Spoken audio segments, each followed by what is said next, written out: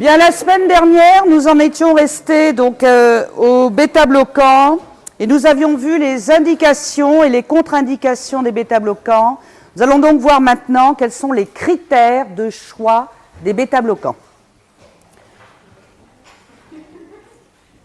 Le choix pourra faire intervenir la pharmacocinétique ou encore les propriétés pharmacologiques, avec donc la bêta-sélectivité et l'activité sympathomimétique intrinsèque. Donc, voyons tout d'abord les propriétés pharmacocinétiques. Oui, pharmacocinétique, je commence par la pharmacocinétique. La faible métabolisation des hydrosolubles est intéressante chez l'insuffisant hépatique et chez le sujet polymédicamenté, ce qui est souvent le cas chez le sujet âgé.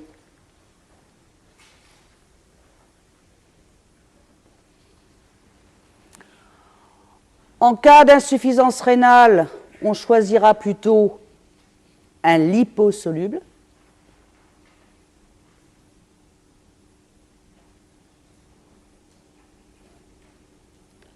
En cas de pathologie aiguë, les troubles du rythme paroxystique par exemple, on préférera un bêta-bloquant à demi-vie courte afin d'atteindre rapidement un taux plasmatique efficace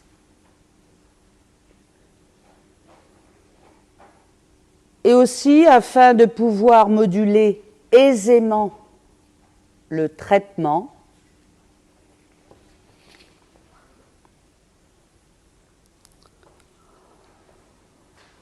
en cas de pathologie chronique, telle que l'hypertension artérielle, on utilisera plutôt un bêta-bloquant à demi-vie longue.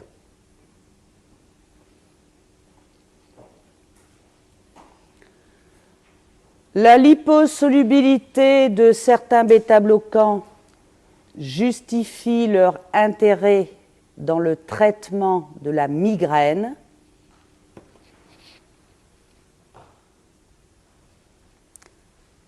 Par contre, les effets centraux indésirables, insomnie, cauchemar par exemple, justifient le passage à un bêta-bloquant hydrosoluble, incapable de franchir la barrière hémato-encéphalique.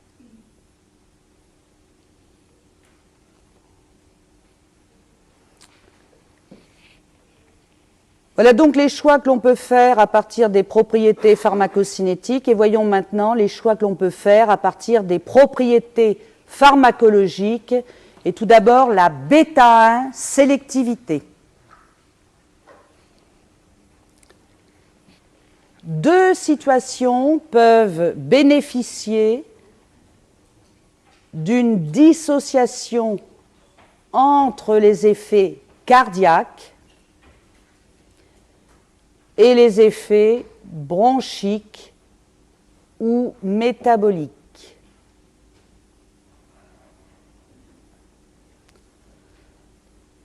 Première situation chez l'asthmatique. La bêta-1 sélectivité permet de réduire la bronchoconstriction.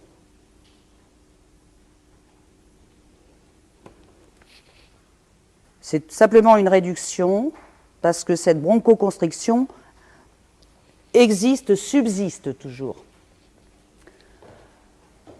La deuxième situation, c'est chez le diabétique, où les bêta-bloquants sont présentés comme étant plus maniables du fait qu'ils permettent, en cas d'hypoglycémie,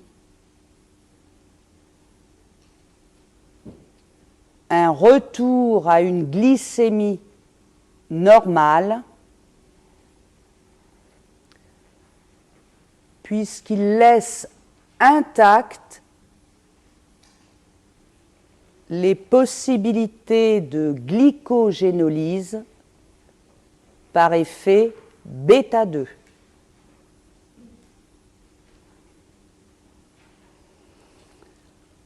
Mais il risque bien sûr, comme tous les bêta-bloquants, d'inhiber la tachycardie qui avertit le diabétique de l'installation d'une hypoglycémie.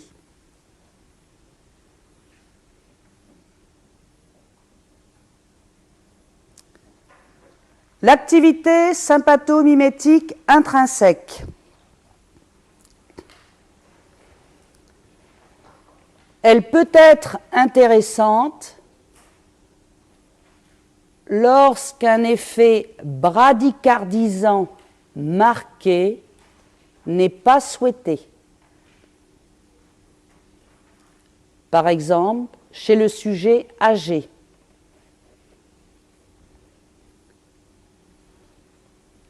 Et cette ASI peut aussi être intéressante lorsqu'on veut diminuer ou limiter certains effets indésirables tels que bronchoconstriction ou vasoconstriction.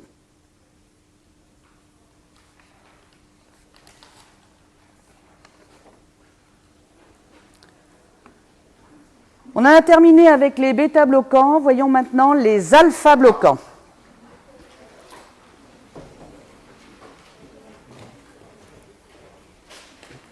Les alpha-bloquants, qui sont donc des antagonistes spécifiques des récepteurs alpha-adrénergiques et qui empêchent donc les catécholamines endogènes ou d'autres substances sympathomimétiques d'agir au niveau des récepteurs alpha.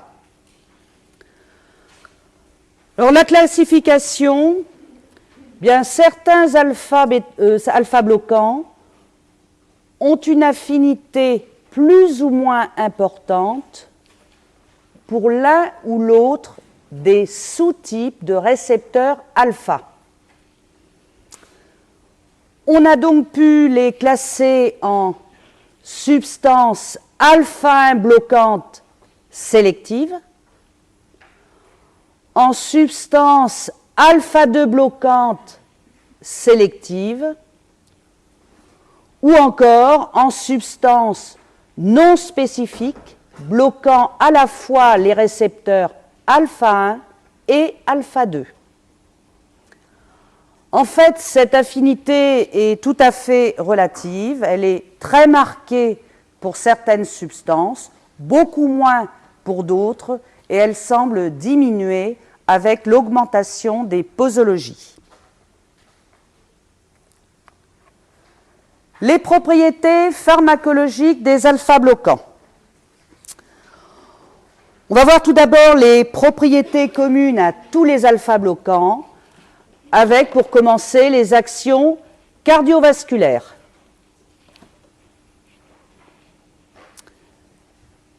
Les alpha-bloquants réduisent les effets hypertenseurs provoqués par l'injection de noradrénaline.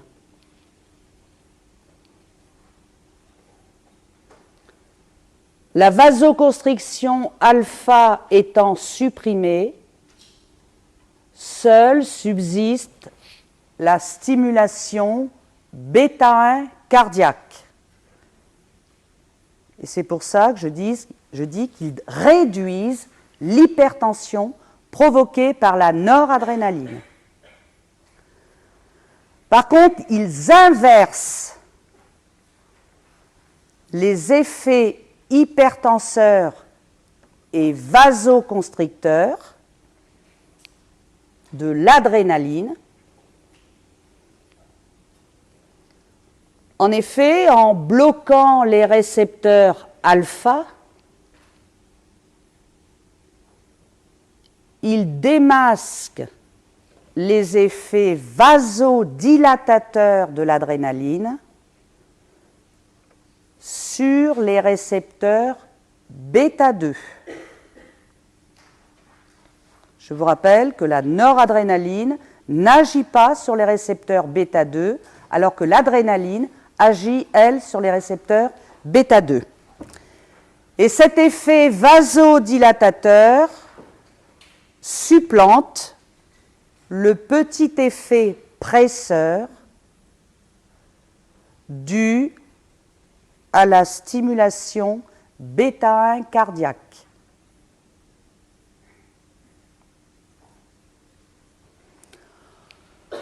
De façon générale, les alpha-bloquants entraînent une diminution des résistances vasculaires périphériques, diminution des résistances vasculaires périphériques qui se traduit par une baisse de la pression artérielle, baisse de la pression artérielle qui peut être à l'origine de certains effets indésirables, en particulier une hypotension artérielle orthostatique.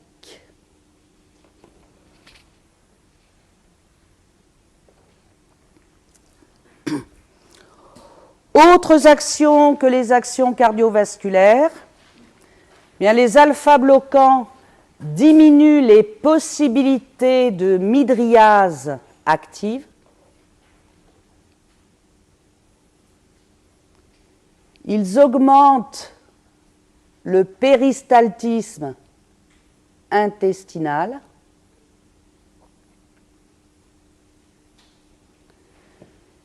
Ils induisent une incontinence urinaire, ceci étant dû à la baisse du tonus des sphincters vésicaux.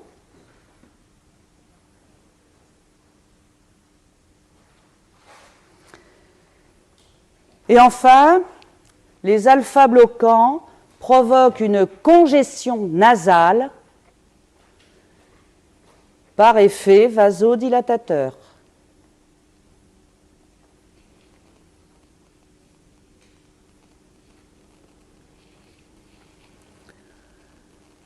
Les propriétés spécifiques. Propriétés spécifiques aux alpha-1 bloquants préférentiels,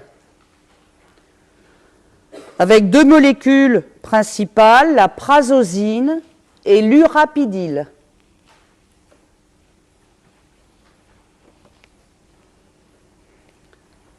Le point d'impact de ces substances est essentiellement post-synaptique.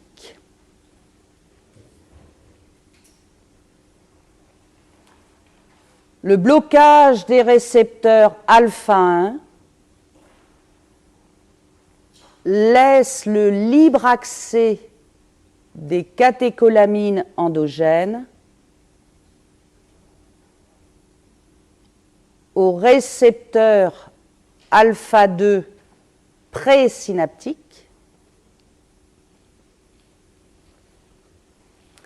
dont la stimulation entraîne une diminution de leur libération.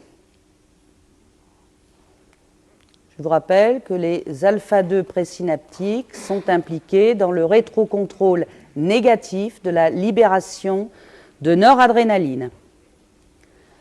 Bien, ce rétrocontrôle négatif permet d'expliquer que les alpha-1 bloquants préférentiels n'entraînent guère de tachycardie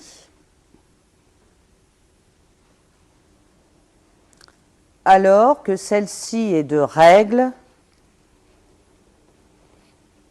en cas de vasodilatation périphérique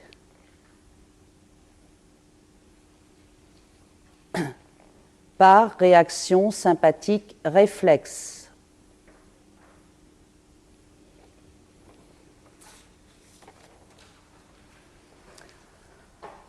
La prazosine, par son effet alpha-1 bloquant,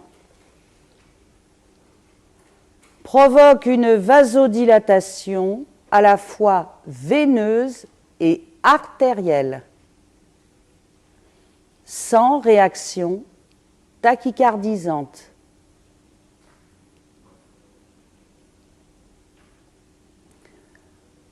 Ce profil pharmacologique, touchant à la fois les vaisseaux de capacitance, à savoir les vénules, et de résistance, à savoir les artérioles,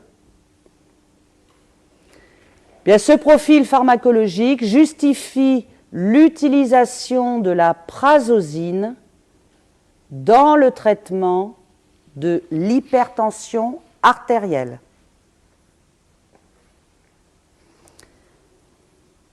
Et elle peut être aussi indiquée dans le traitement du phénomène de Raynaud.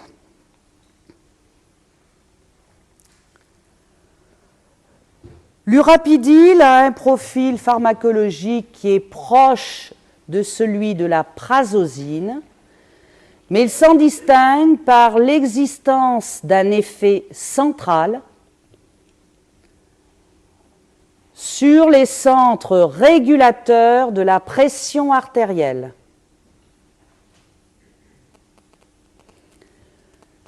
Effet central qui entraîne une diminution de l'activité sympathique centrale.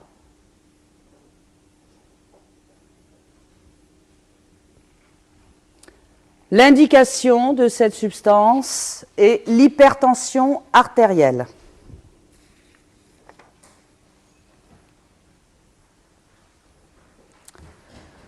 Les alpha-2 bloquants préférentiels avec la miancérine.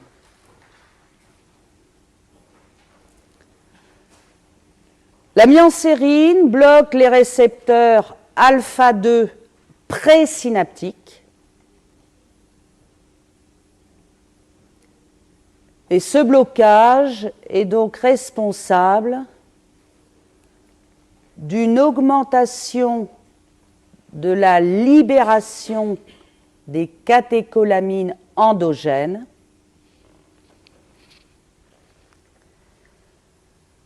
ce qui fait que la miancérine est utilisée comme antidépresseur. L'action antidépressive s'expliquant par l'augmentation de la concentration synaptique en catécholamines.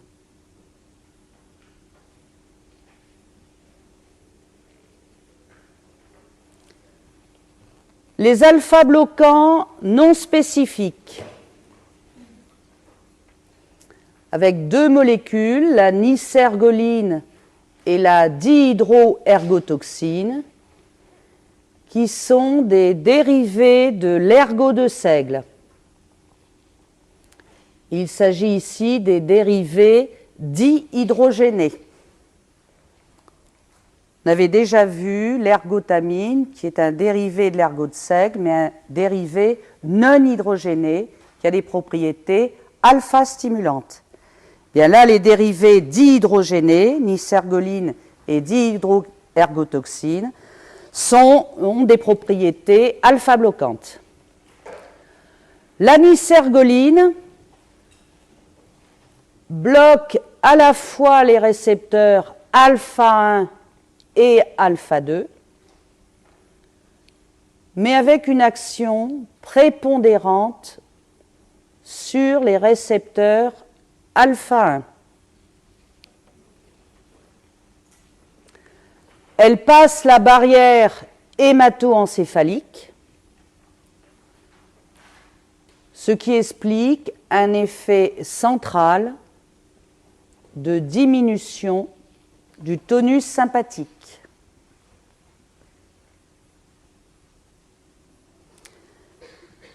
Elle provoque une vasodilatation qui est plus artérielle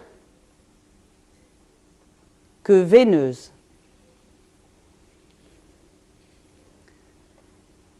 Et à cette action s'ajoute une action anti-agrégante plaquettaire.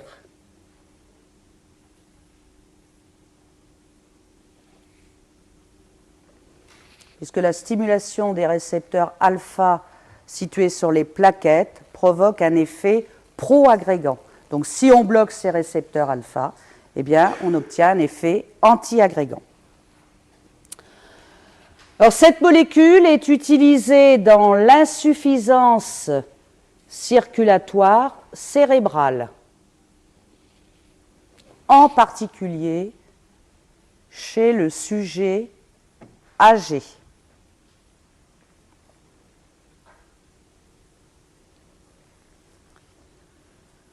La dihydroergotoxine, elle possède des propriétés complexes associant des propriétés alpha-bloquantes non spécifiques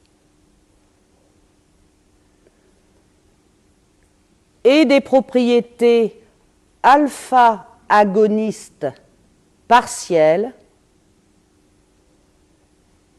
et aussi dopaminergiques. Ces propriétés alpha-agonistes partielles et dopaminergiques sont plus ou moins marquées selon les posologies utilisées.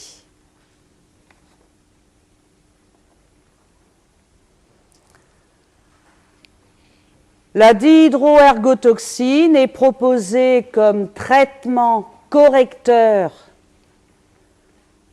des symptômes du déficit intellectuel du sujet âgé. Symptômes tels que les troubles de l'attention, de la mémoire.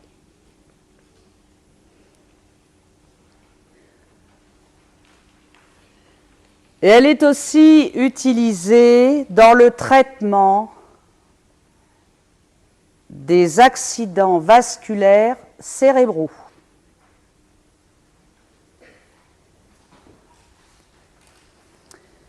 Et enfin, pour terminer sur les alpha-bloquants, il faut signaler que les antidépresseurs imipraminiques et certains neuroleptiques, tels que la chlorpromazine par exemple, possèdent des effets alpha-bloquants qui peuvent expliquer des effets indésirables périphériques tels que l'hypotension artérielle orthostatique.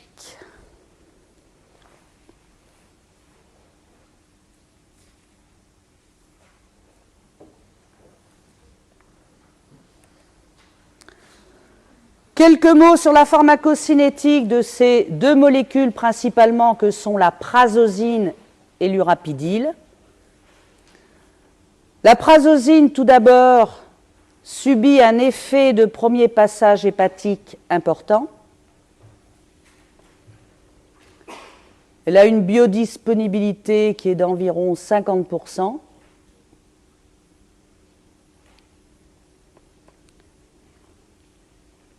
Elle est métabolisée par déméthylation et conjugaison.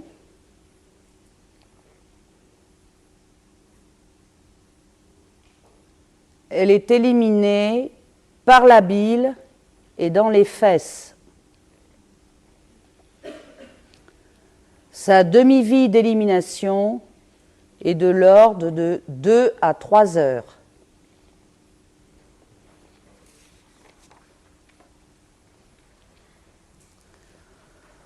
L'urapidil, la biodisponibilité est bien meilleure, de l'ordre de 70%.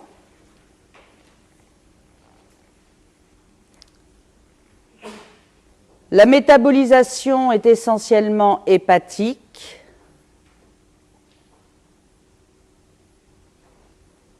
Et elle a une demi-vie d'élimination qui est d'environ de 4 à 5 heures.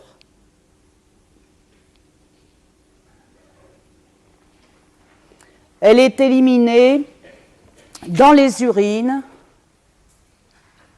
pour environ 50 à 60% de la dose administrée et dans les fesses pour le reste.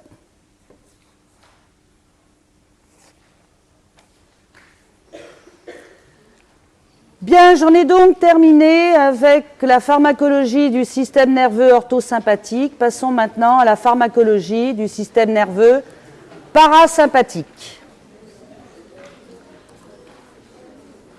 Je vous dirai quelques mots sur le fonctionnement du système parasympathique, dont le médiateur est l'acétylcholine. On verra ensuite les effets de l'acétylcholine et les parasympatholytiques, qui sont la grande classe médicamenteuse de ce système. Donc, quelques mots sur le fonctionnement du système parasympathique. Le médiateur de ce système est l'acétylcholine. Acétylcholine, dont la synthèse est effectuée à partir de la choline et de l'acétylcoenzyme A grâce à une choline acétylase.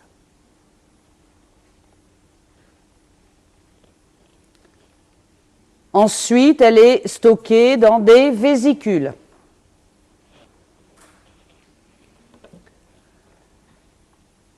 L'influx nerveux permet à l'acétylcholine d'être libérée à partir des fibres post-ganglionnaires parasympathiques,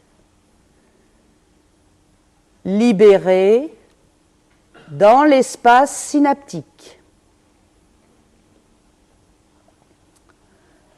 Là, elle va se fixer sur des récepteurs post-synaptiques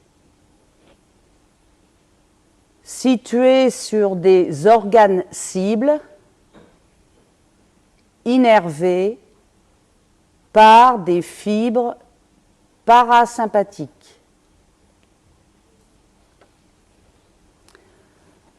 Ces récepteurs sont appelés récepteurs muscariniques. Pourquoi ce nom? Eh bien, tout simplement parce que la réponse pharmacologique qui résulte de la stimulation de ces récepteurs peut être reproduite par l'application de la muscarine, qui est un poison extrait d'un champignon vénéneux, qui peut être champion aussi pour la létalité, un champignon donc vénéneux qui est l'Amanite tumouche. L'acétylcholine est ensuite rapidement dégradée sous l'action d'une acétylcholinestérase pour donner d'un côté l'acide acétique et de l'autre la choline. La choline peut ensuite ou pourra ensuite être recaptée, donc récupérée par recaptage, pour une nouvelle synthèse d'acétylcholine.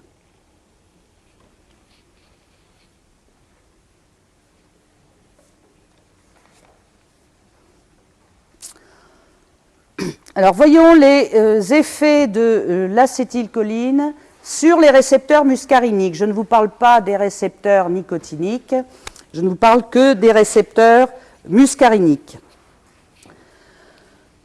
Donc, effet de l'acétylcholine sur ces récepteurs muscariniques, tout d'abord au niveau de l'œil. L'acétylcholine provoque le myosis et permet l'accommodation.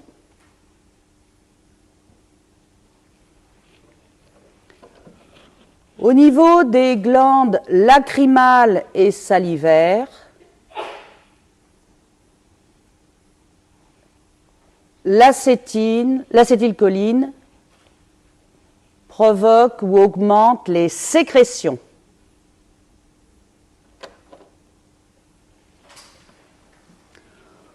Au niveau du cœur, l'acétylcholine entraîne un ralentissement de la fréquence cardiaque, donc une bradycardie.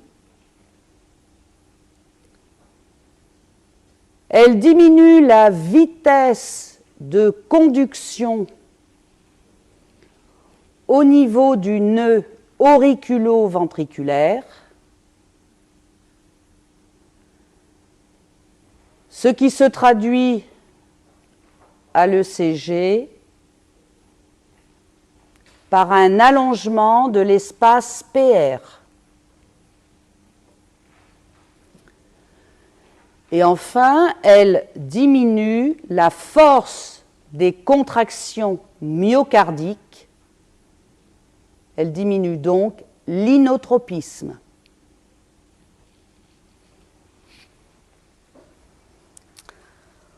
Au niveau des vaisseaux, l'acétylcholine provoque une vasodilatation périphérique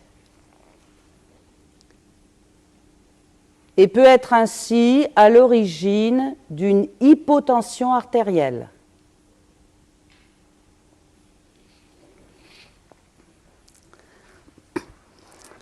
Alors, je vous précise tout de suite que les vaisseaux, contrairement au cœur, aux glandes, à l'œil par exemple, les vaisseaux ne sont pas innervés par des fibres parasympathiques. Par contre, il existe sur les cellules endothéliales des récepteurs muscariniques dont la stimulation par l'acétylcholine provoque une libération de NO, qui va aller agir sur le muscle lisse vasculaire en activant la guanylate cyclase, donc augmentation de GMP cyclique et vasodilatation. Donc les effets de l'acétylcholine, il ne peut s'agir bien sûr que d'acétylcholine circulante, puisqu'il n'y a pas de libération à partir de fibres parasympathiques. Au niveau des bronches,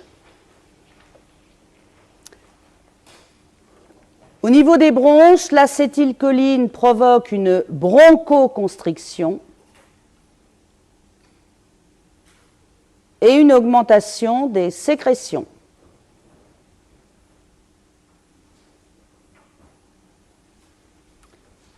Au niveau du tube digestif, l'acétylcholine provoque une augmentation du tonus et du péristaltisme gastro-intestinal. Et elle provoque une augmentation des sécrétions digestives.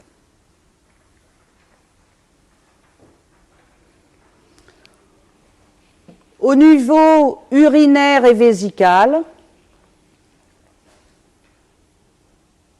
l'acétylcholine augmente les contractions de la vessie et des voies excrétrices urinaires. Et elle provoque un relâchement des sphincters.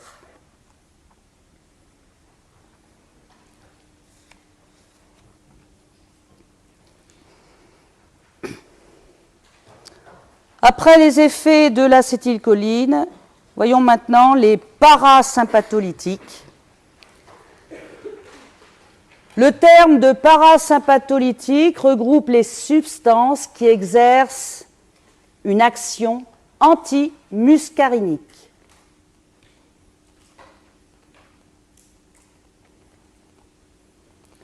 Donc les parasympatholytiques sont des substances qui s'opposent aux effets muscariniques de l'acétylcholine,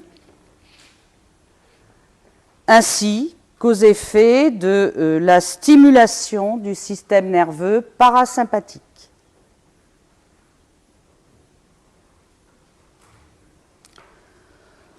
Alors, tout d'abord, la classification.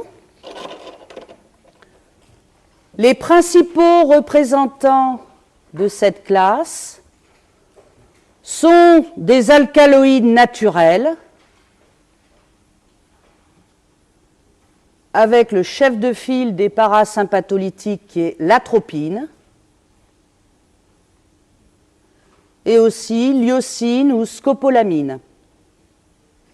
DCI, pour ceux qui ne le savent pas, cela veut dire dénomination commune internationale. Donc, alcaloïdes naturels avec l'atropine et la scopolamine. On a aussi des dérivés ammonium tertiaires avec le tropicamide.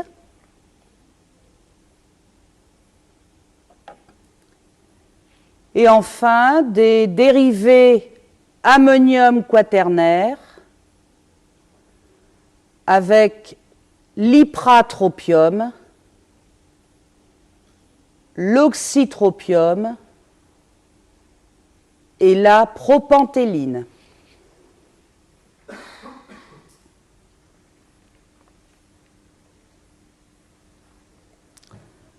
Voyons les propriétés pharmacologiques de ces substances avec tout d'abord le mécanisme d'action.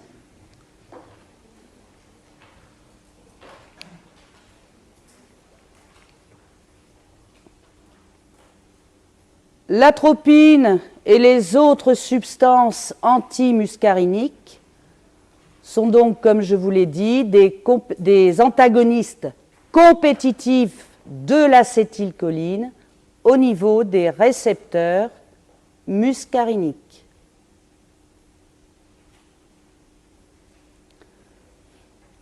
Leur action se traduit par une diminution du tonus parasympathique, l'influence du système orthosympathique devient alors prépondérant.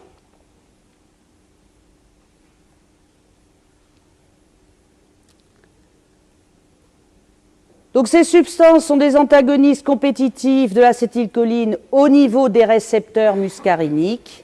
Bien, il existe plusieurs sous-types de récepteurs muscariniques.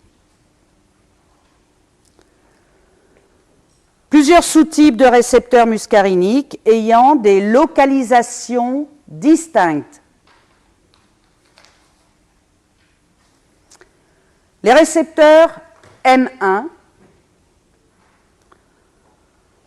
sont situés essentiellement au niveau des ganglions végétatifs, où ils assurent le relais avec les fibres post-ganglionnaires, ortho- et parasympathiques.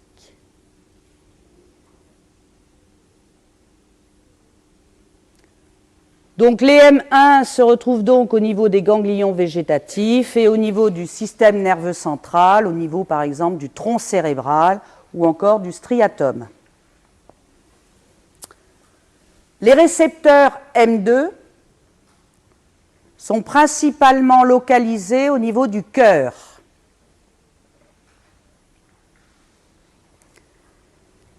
Les récepteurs M3 de sous-type M3 sont localisés au niveau des muscles lisses, bronches, intestins par exemple, au niveau des glandes exocrines, salivaires, sudoripares, au niveau de l'œil et au niveau des cellules endothéliales vasculaires, où ils permettent la libération de NO. Alors, on a pu aussi déterminer qu'il existait des récepteurs M4 et M5, mais leur localisation est mal définie.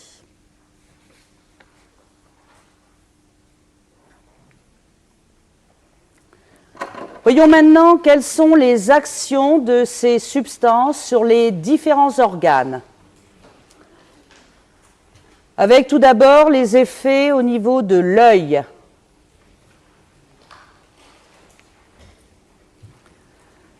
Les substances antimuscariniques provoquent une mydriase passive avec une augmentation du diamètre de l'iris,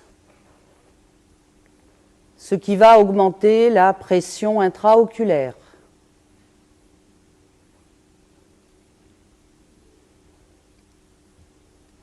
Toujours au niveau de l'œil, ces substances provoquent une paralysie de l'accommodation ainsi qu'un tarissement des sécrétions lacrymales.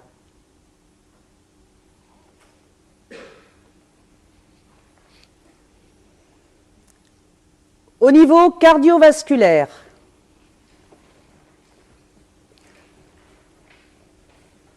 l'atropine et les autres dérivés parasympatholytiques lèvent l'action du système parasympathique sur le cœur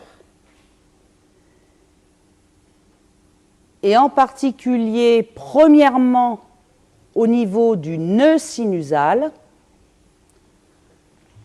ce qui entraîne une tachycardie.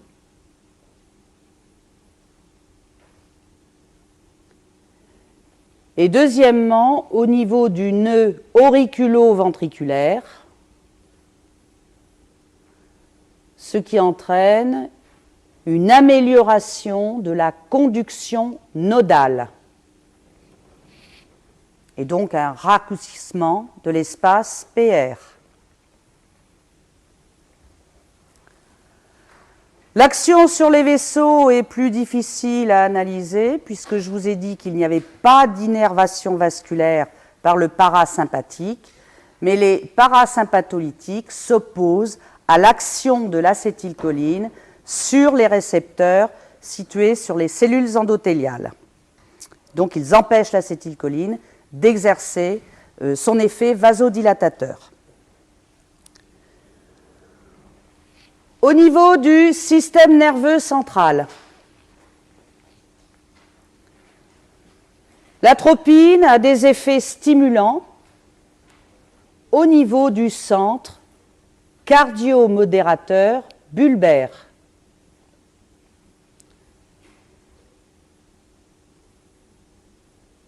Et ceci permet d'expliquer la bradycardie paradoxale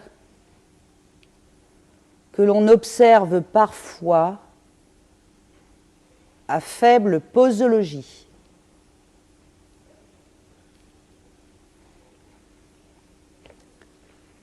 La scopolamine, elle, a des effets centraux sédatifs prédominants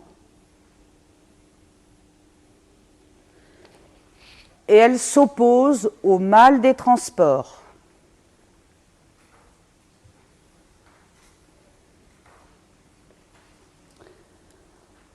Au niveau des bronches, les substances antimuscariniques provoquent une bronchodilatation et une diminution des sécrétions bronchiques.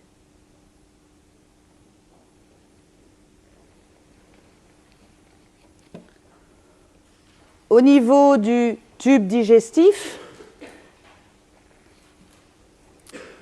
le blocage des récepteurs muscariniques entraîne une diminution du péristaltisme intestinal et une diminution des sécrétions digestives.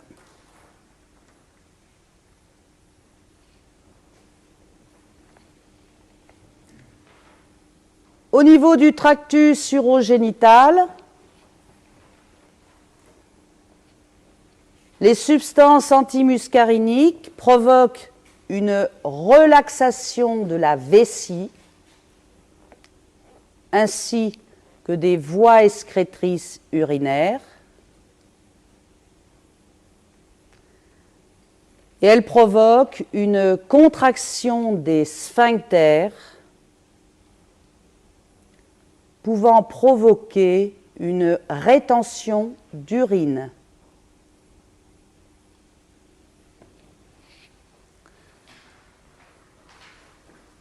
Au niveau des glandes sudorales, bien, le blocage muscarinique entraîne une diminution de la sécrétion sudorale.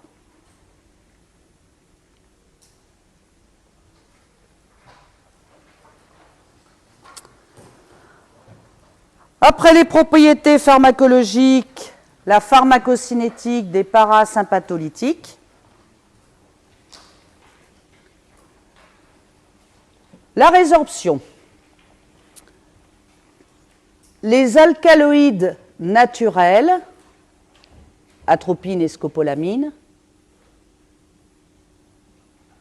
et les dérivés ammonium tertiaires sont bien résorbés par voie digestive.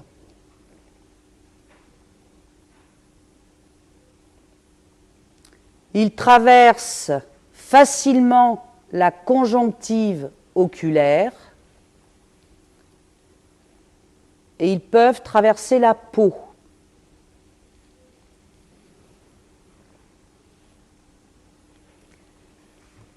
Les composés ammonium quaternaire sont faiblement liposolubles et ils sont donc moins bien résorbés au niveau digestif.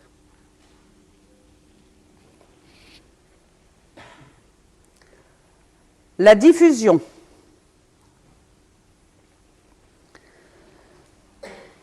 Les alcaloïdes naturels et les dérivés ammonium tertiaire diffusent rapidement dans tout l'organisme, puisque vous avez compris qu'ils étaient plus solubles que les ammonium quaternaires. Et ils diffusent y compris au niveau du système nerveux central, ce qui peut en limiter leur utilisation.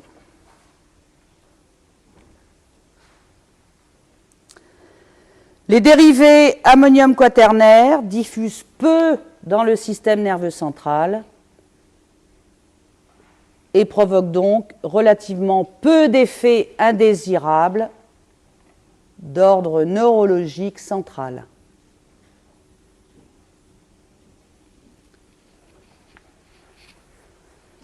Métabolisme et élimination.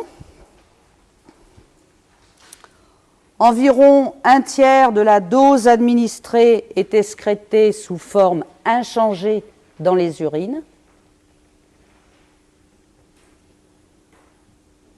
80% de la dose administrée, je pense surtout à l'atropine, vous parlant de la pharmacocinétique et du métabolisme-élimination. 80% donc de la dose administrée sont éliminés rapidement avec une demi-vie qui est d'environ 2 heures. Le reste, c'est-à-dire les 20% restants, sont éliminés beaucoup plus lentement, avec une demi-vie qui peut varier de 15 à 40 heures. L'élimination est rénale.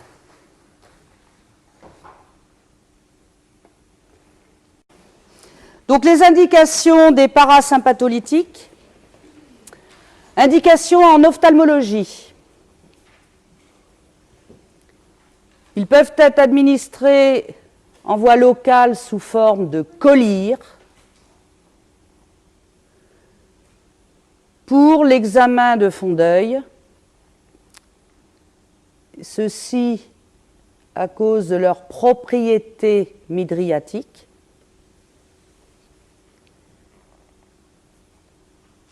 Et aussi pour le traitement des uvéites. Là, cela concerne essentiellement l'atropine et le tropicamide, qui a une demi-vie plus courte que celle de l'atropine.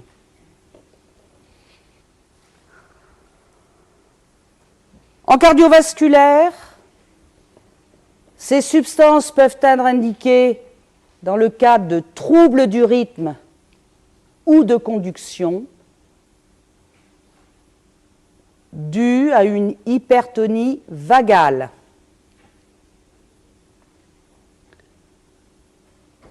Pour le système nerveux central, il s'agit essentiellement de la scopolamine qui peut être indiquée dans la prévention du mal des transports.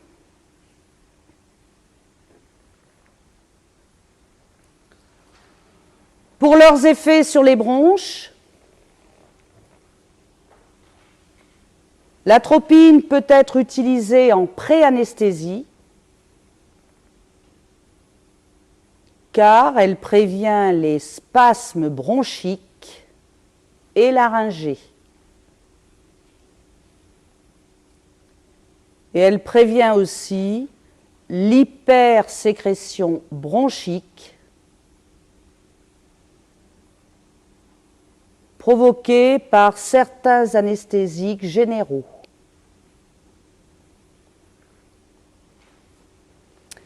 Certains dérivés sont indiqués dans le traitement de l'asthme. En effet, présentés sous forme d'aérosols, ils permettent l'administration d'une quantité maximale de substance au niveau des récepteurs bronchiques. Administration d'une quantité maximale avec un minimum d'effets généraux. Et c'est en particulier le cas de l'ipratropium et de l'oxytropium. Indication digestive, ils sont utilisés fréquemment en cas de colique ou de diarrhée motrice. C'est le cas de l'atropine et de la propantéline. Et enfin, autres indications, ils peuvent être prescrits dans quelques cas particuliers, comme les intoxications par des substances cholinomimétiques, par exemple des insecticides ou encore des substances provenant de champignons vénéneux.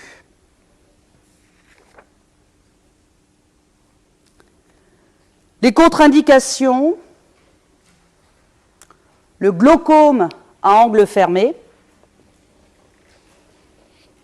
car il majeure l'hypertension intraoculaire. L'adénome prostatique,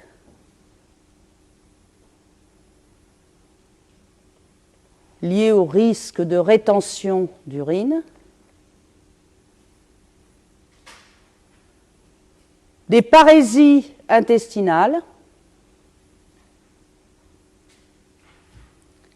Et enfin, les bronchopneumopathies chroniques à cause du risque de mauvais drainage bronchique lié à l'assèchement des sécrétions.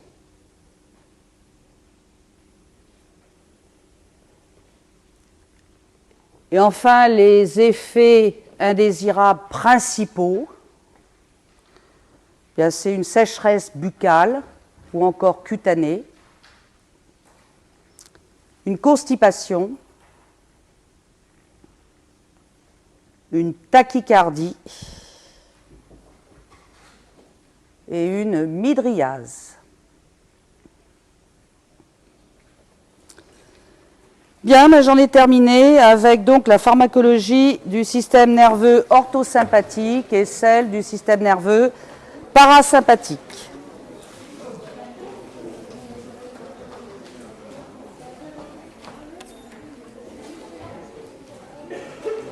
Je sais ce qui s'est passé. Ouais, je ne sais pas ce qui s'est Si, passé. moi je sais. C'est parce que j'ai appuyé là, croyant changer machinalement.